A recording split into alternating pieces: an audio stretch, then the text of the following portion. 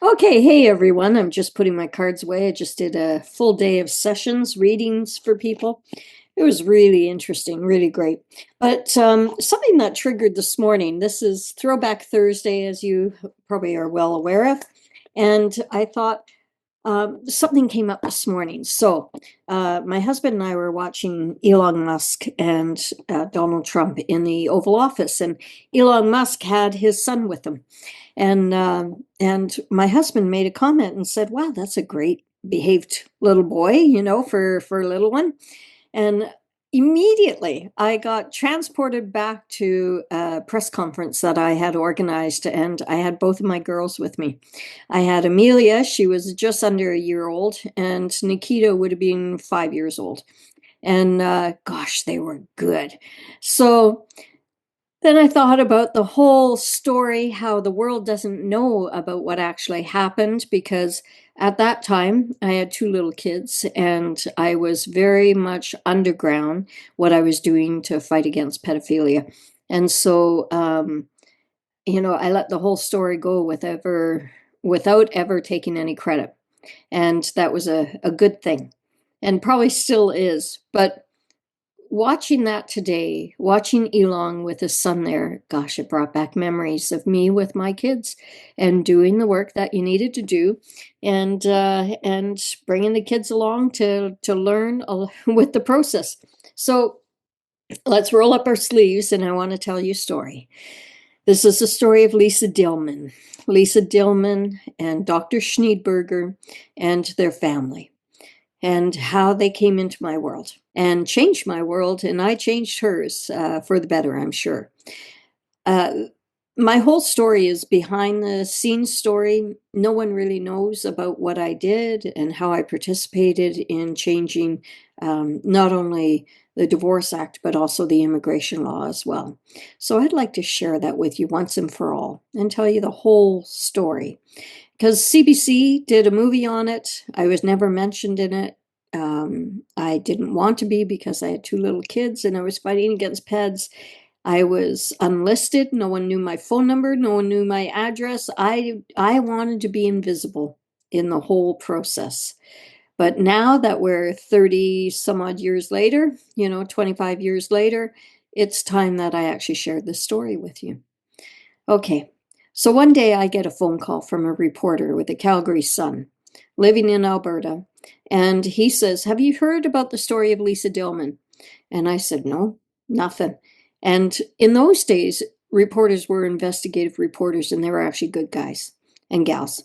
And he said, "This is a story, Carrie, that we can't do anything about, but you can. And so maybe you can help her. Why don't you give her a call?" And he gave me a rundown of the situation she was in. Lisa Dilman was a single mom. She was living in Saskatchewan, I believe it was, and she had been in court for a very long time. So I phoned her up and she told me the whole story. And it was tragic. It was single mom. Her ex-husband, Dr. Schneidberger, was a GP. He was convicted of raping one of his patients. He had drugged her when she was in the hospital and had raped her, and then also had done the same for Lisa's child, who was the stepdaughter of Dr. Schneeberger. And that all came out many years ago. We kept that quiet for a very long time, but I believe now there's enough in print that we'll be fine with sharing that. At any rate, what a brave young girl that is, by the way. And so Lisa shared her whole story with me. And like I said, it was really tragic because as a single mom, she was fighting for a divorce, and Dr. Schneidberger was fighting, saying that he wanted custody as well, shared custody of the two youngest kids who were biologically his children, but he didn't even know because he had been in prison for so long and they were little when he went into prison. You'll probably remember him because he's the guy that put the vial underneath his muscles. And when they went for DNA, they actually, he was cunning. So he had to go in for a DNA sample, and he put a vial in with a patient's blood or someone else's blood in that vial. And when the nurse came to get the DNA sample, he pulled rank and said, no, no, no, I'm the doctor. I'm going to do it. And he put the needle into that tube, pulled out the blood, and she looked at it and was like, it's kind of dark. And he explained that he had a blood disorder, so she accepted that. They sent it off, and it didn't match the rape kit with the patient. So he got away with it for a while until they discovered what he actually did. And so he ended up being convicted and in prison. So this gives you the mindset of what he would go through. Imagine cutting your bicep, putting a tube down your bicep, the pain. Oh, and then putting someone else's blood in there in order to evade DNA. So here he is in prison. He's in Bowden Prison in Alberta, which is a pedophile prison. There were 5 prisons in Canada that were housing pedophiles. They were not in general population. They did not get beaten up. In fact, they were treated like kings and queens. The Bowden Prison, they had everything there for the pedophiles, from psychologists 24/7 to, whatever they needed. It was quite a glorious existence for them under the Phoenix program, it was called. And the Phoenix program was touted as this big program that would rehabilitate pedophiles, but no, no, no, no. It turned out that they were being played by the pedophiles big time. In fact, the key component, the key leader of the Phoenix program, it was a government-run multi-millions, like hundreds of millions of dollars went into all of these programs across Canada. And the guy that was leading it was an ex-prisoner himself, and he touted that he had been saved, and he was, he would never go that way again. As soon as he was released, guess what? He was back. He had, you know, repeated his crimes yet again, and so the Phoenix program lost a lot of credibility, but this was all the time when Dr. Schneidberger was in there. So Schneidberger was, he was covered by the College of Physicians and legally. So the College of Physicians in Saskatchewan were paying all of his legal fees. He had 5 lawyers defending him in the divorce court. So Lisa is fighting against 5 big lawyers. She was a stay-at-home mom. Now she's working, and she's losing all of her money in the divorce fees. So when I called her, she was at her wit's end, and she had just lost. The judge in Saskatchewan ordered her to make the trip. I think it was a 10-hour drive with 2 little ones every month or every 2 weeks. I can't remember. But she was to make this trip to the pedophile prison in Alberta, Bowden, Alberta. And she was to bring the children in the general population visiting area. Now, if you know pedophiles like I do, I've studied them. I'm a foremost expert on pedophilia in Canada, and I've amended and written 17 laws to protect children. Okay, so if you know these pedophiles, they will find an excuse to be in that visiting area every 2 weeks or every month when they know a 4 and 5-year-old little girls are going to be in visiting their biological father. I thought this was criminal. And so in my conversation with Lisa, she's explaining to me that, she had no money left and she lost in court, and this judge did the court order. She wanted to defy the court order and run with the children. She wanted to actually disappear. And I was like, no, no, no, no, don't you do that, because if you do that, then you're the criminal, and they will take the kids away from you. And what hope will they have then? Right? We have to fight this, and leave it with me. Give me 24 hours or 48 hours, I think it was, and I'll see what I can do. So in 48 hours, I organized a huge blockade outside Bowden Prison, because in 48 hours, she was supposed to go with the kids to Bowden Prison and visit Dr. Schneidberger. or Schneidberger, we'll just call him, because I don't believe he's a doctor anymore, and if he is, he shouldn't be. So, um, hmm. So anyways, we show up, 400 of us are outside Bowden Prison. I have my 10-month-old or year-old baby. I've got my 5-year-old, and so I've got them in my car, and we have 400 people there. RCMP were amazing. They came up, and the lead officer that was on site, big burly guy, and I mean, I'm 4'11" and a half, maybe. I am pretty short. So he came up and he goes, "Are you in charge here?" And I said, "Well, I organized it." He said, "Okay. Well, you've got a lot of cars blocking the door or the entrance coming into Bowden Prison." And I said, "Well, that was the idea. We don't want her to come in. And if she is not allowed to come in, then she's not defying the court order. Then she doesn't lose the children. She doesn't get into legal issues. But if we open it up, then she has to come in and blah, blah, blah."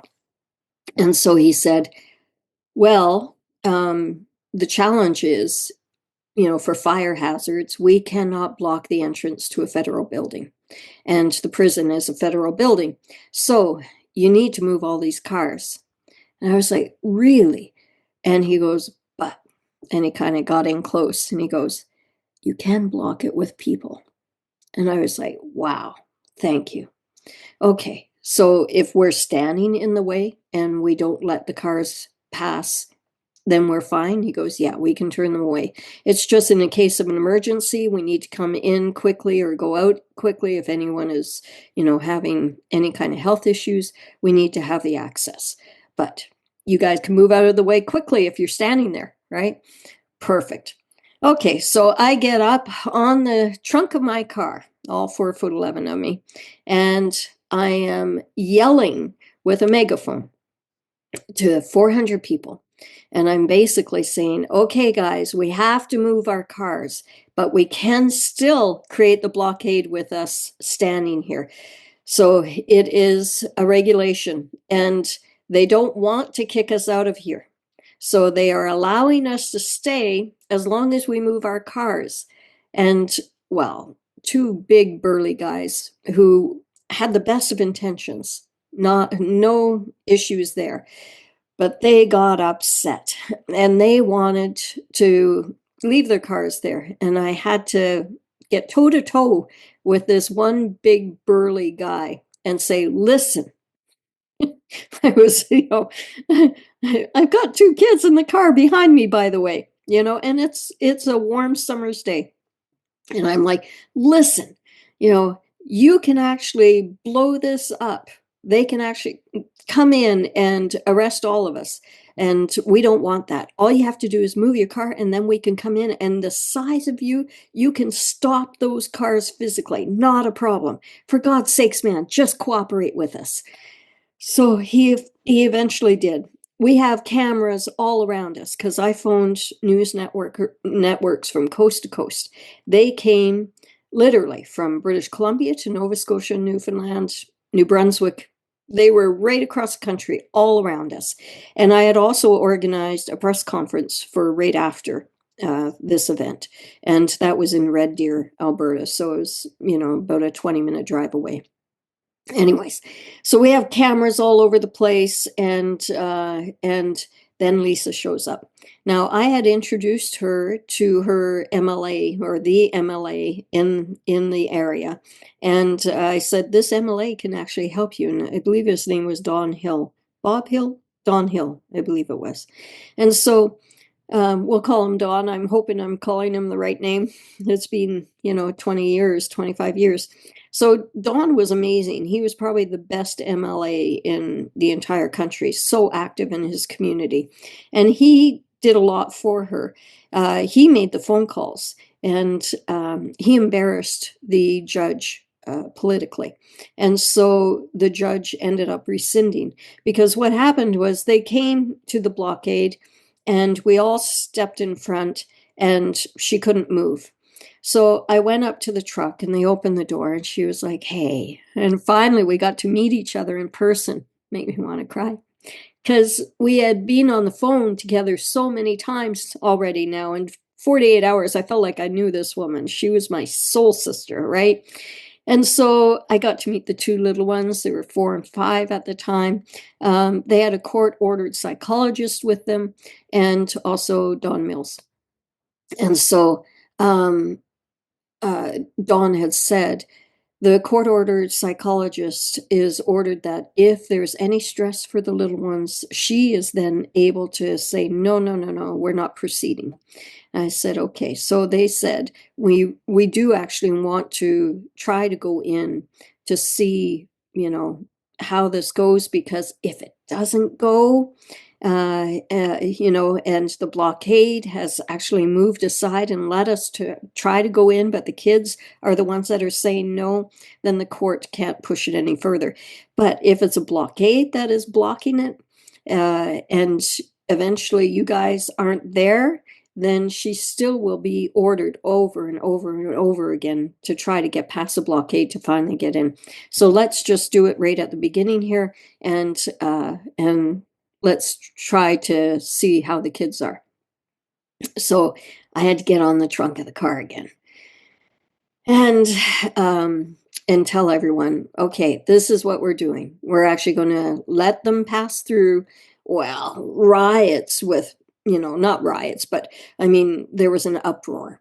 And I had to explain to them that, no, this is a good thing. We have a court-ordered psychologist in the truck, and if she sees any distress, she's going to order it to be turned around. So I took a lot of flack for that. 400 people, right? And by now, my little one is standing out in front of the truck or the car. And I'm standing on the hood. I've got the baby in my arms, Amelia, and I'm guiding all of this. It was like something out of a movie, honestly. And so we watch the truck, big truck. We watch it going into the compound and up to the prison. And so not even 10 minutes later, they were coming back, and they stop, and they say the girls didn't even really get out of the truck. They started to go towards the building, and they got so scared that they both burst into tears. And yeah, so the psychologist said, no, this is too stressful on them. They're not going in. And so celebration. So they then left us. They went to Red Deer to go to the press conference that I had organized. And so I got to get up there with the megaphone again and say, congratulations, everyone. We did it. And so we put enough pressure on the system that judge then rescinded his order. It was in the newspaper, literally from coast to coast. I was on Canada AM, which was like Good Morning America. It was the equivalent. It was a big network, and a lot of media, coast to coast. So from there, get in the car, and oh my God, my kids were amazing. They were like little troopers. They were my assistants. So I had the stroller. We get to Red Deer, and we finally find the Days Inn. This is where our press conference was. And it was shocking. I met Lisa and Don Mills downstairs. We all went in together. We got in the elevator together. I had little Nikita and Amy with me. And so I'm the first one that comes out with the stroller, walking down the hallway. All of a sudden, click, click, click, click, click, flash is going off, and they're all going, oh my God, they're here. So they all go running into this room. And it's a regular conference room, it's not big, probably seat like 30 people. So it's jam-packed with media, big lights, and then we've got the table, and it's me, Lisa, and Don. And I had the stroller little off to the side, and Nikita was standing beside me. Well, Nikita was amazing. She actually would come and sit at my feet. And I was like, honey, so she came and sat on my knee, and I introduced everyone. And we were doing this as a family. We were showing the world that this is a mom that said, enough, we're not doing this anymore. And I don't care what the courts ordered. We're not going to participate, because to put children into a pedophile prison in the general population visiting area, every 2 weeks, every month. No, no, no, no, no. That's not common sense. That does not fly. So we said no. And the world listened, because in those days, the media was actually amazing. They helped me pass 14 laws in Canada, amend them and write them. And so it was the support of the media that we did it. So anyways, I had Nikita on my lap and Amelia in the stroller, and I introduced Lisa, I introduced Don Mills, and let them talk and tell their story. And I never really told my aspect of it, how I came into it. And I had an organization called MAP, Mad Mothers Against Pedophiles. Well, that weekend, it turned out no one was around. All our board members, no one was available. And so I ended up doing it all by myself. And it was extraordinary. The people of Alberta came together, on no notice. 400 people showed up. 400, and the media tried to poo that. Actually, they were saying, oh, yeah, it looks like 50 people. And then, they were all saying I was exaggerating. No, we counted. It was 400 people showed up. It was amazing. Towards the end, people would peter out and they were leaving, and then others would come. But it was amazing. And so we had the press conference, and that went coast to coast. It doesn't stop there, actually. So I had the learning disability, right? I was not a public speaker. I was nearly hyperventilating there. I was kind of hiding behind the kids, bouncing Nikita on my lap. And she was so good. Oh my God, I had the best kids. I have the best kids ever. But when they were little, they were amazing children as well. So it doesn't stop there. Warren on the Weekend, he was the biggest radio program that went coast to coast, right across the entire country, which is a long landmass. And I'm the next day, which was Sunday or Monday, must have been Sunday. I'm listening to his program, and all of a sudden he says, and what do you think about this mom that took on the entire legal system and organized a campaign outside of Bowden Prison for Lisa Dilman? And I thought, oh my God, he's talking about me. Oh my God, never happened, rarely. And so I phoned his show, and I started to hyperventilate. I literally was, out of breath. And at one point I said to him, I'm really sorry. I just ran up the stairs and I'm a little out of breath. I was trying to sound like I was normal. I didn't want to say, I'm really sorry, I'm embarrassed. Nowadays I would, but back then, yeah, I wasn't speaking about my learning disability like I, and my speaking abilities like I do now. So anyways, it was kind of funny because I was truly hyperventilating. I was so scared about even talking on the phone with a radio talk show. So that was the beginning of a huge movement. And Mad Mothers Against Pedophiles really took off. We did extremely well. I was, on Dave Rutherford's show, which was coast to coast every single week almost for years. I used to joke with him that he should have me as a co-host because, this is, I was talking about different cases, that we were exposing, and working with the Ontario Child's Unit, Crimes Unit, with Sergeant Paul Gillespie and so many others, right? Interpol, yeah, doing some pretty amazing stuff. So then, like I said, it didn't end there. I got a phone call that Schneidberger was going to be released soon. And I thought, no, he shouldn't be released and brought back into general population. No, no, no, no, into our society. And so I thought, how do we get him out of the country? So I started writing, and I phoned the immigration minister. Because by now I'm starting to get to know all the ministers, all the MPs in Ottawa from being there so many times and talking on various bills. So I was able to phone her and say, "Hey, we have this case, Dr. Schneidberger." And it turned out that when he was telling his oath, getting his Canadian citizenship and was saying his oath, he had already raped his first victim, who was his patient in the hospital. So he lied when he took that oath, right? He lied saying that he had not committed any crimes. In fact, he had. So because he lied under oath when he was taking his citizenship, don't you think that he should not have his citizenship? It should be revoked and he should be, you know, uh, deported, right? And so she actually, after 2 years of writing her and lobbying, she decided, yes, I was correct. And I had put so much pressure, I had spoken on so many different shows that they had to turn it around. And so they shipped him back to South Africa, where he had come from.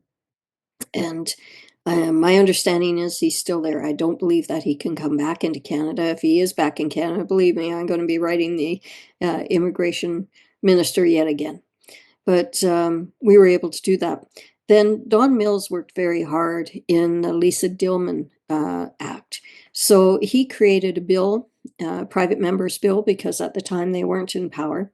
And it was called the Lisa Dilman law, I believe. And he was able to get that passed, with both parties. And, well, I guess all three or four. But he was able to get that passed. And that was basically amending the Divorce Act. So never again could a judge order babies, children, to have to go into a pedophile prison to visit their pedophile family member, whether it was male or female, right? Or any other gender, male or female. Yeah. And so we were successful in that. We actually changed 2 laws through Lisa Dilman's efforts. And I thought back today, thank God she didn't run. If she had run with her 2 kids, like she was saying she was going to do that weekend, um, you know, so many families would have been affected differently because that law would have stayed.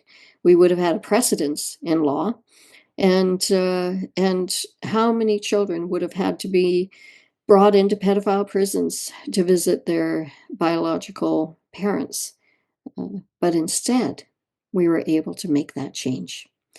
Not only that, with the immigration laws as well, we set a precedent.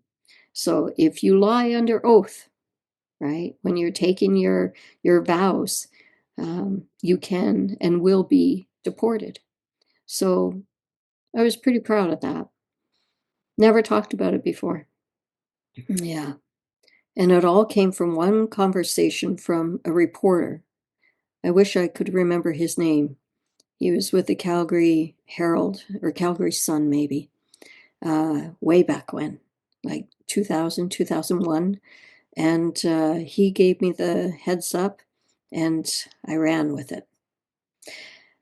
So much love to Lisa Dilman and her family. The children are all grown up now. I believe one is married already and doing extremely well. Many blessings to her and her family, and all 3 beautiful girls. My girls are grown up now as well. One is in Spain, one is in Portugal, and traveling the world. And, that's how it should be, free. And all that past is behind everyone now. Now we just celebrate how one person standing up truly can make the difference. And and so it is. Much love to everyone. That was my Throwback Thursday, the Lisa Dilman case. We'll chat soon. Bye now.